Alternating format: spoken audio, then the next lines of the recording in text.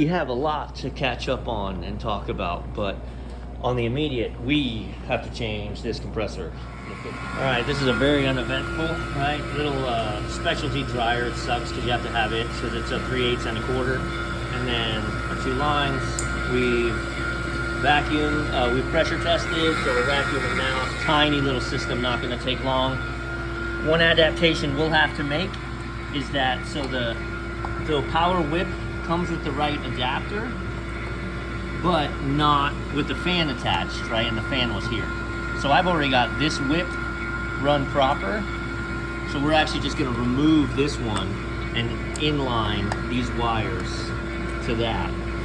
So we still have one plug to rule them all. So we have to put this back in place, the ambient temperature back in place. We're down to 940 microns and dropping. Now let that keep rolling. And then splash of gas. Should we do tightness test? We are dry and tight. Refrigerant high, baby. Bada bing. Like a champ.